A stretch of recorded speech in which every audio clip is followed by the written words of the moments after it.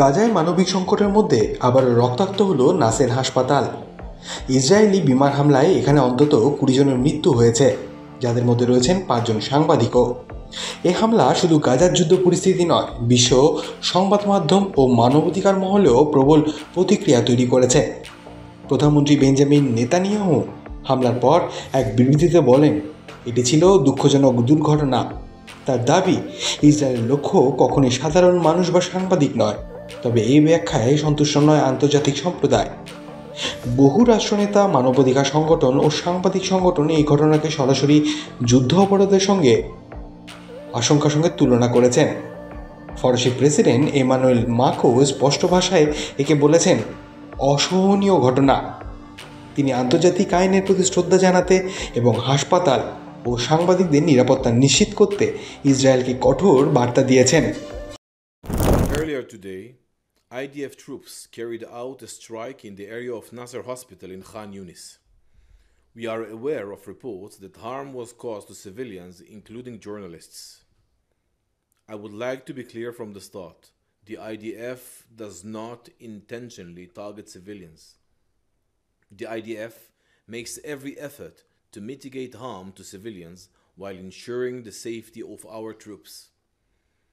Any incident that raises concern in this regard is addressed by the relevant mechanisms in the IDF.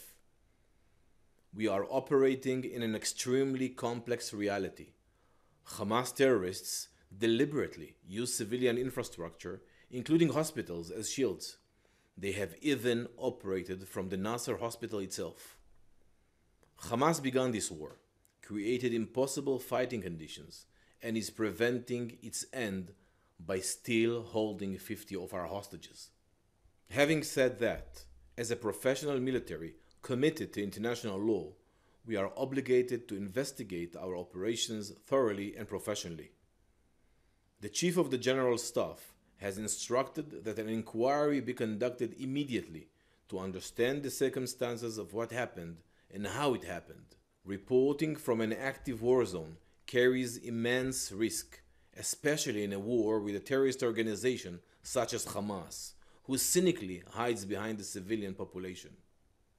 As always, we will present our findings as transparently as possible. We regret any harm to uninvolved individuals and are committed to continue fighting Hamas while taking all the necessary precautions. They are professional journalists working for legacy professional media, like for example Reuters or for example AP. A suicide drone hit the third floor of the hospital, and this third floor was reputedly known for being a space where journalists work. So there is already a first indication that it might have been a targeted strike. But 8 minutes after, while the emergency services and other journalists were stepping in to help, there was a second blast. So this is a very shocking situation. All these journalists are the victims of a smear campaign that is enabling the silence that sometimes we feel within the public space. So we need to side with these journalists. We need to bring responsibility back into the Netanyahu government and the practices it's allowing for the Israel Defense Forces. We need to hear international policy makers about that, and we're calling on the UN Security Council for an emergency meeting in the coming weeks. Secretary General strongly condemns the killings of Palestinians today in Israeli strikes that hit Nasser Hospital in Khan Yunis in the Gaza Strip. Those killed, in addition to civilians, included medical personnel and journalists. We want to extend our condolences to families and colleagues of those journalists killed, especially those representative of the Associated Press, Reuters, and Al Jazeera who are in this room or online.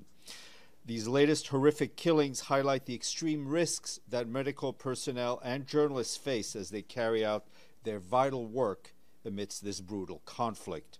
The Secretary General recalls that civilians, including medical personnel and journalists, must be respected and protected at all times.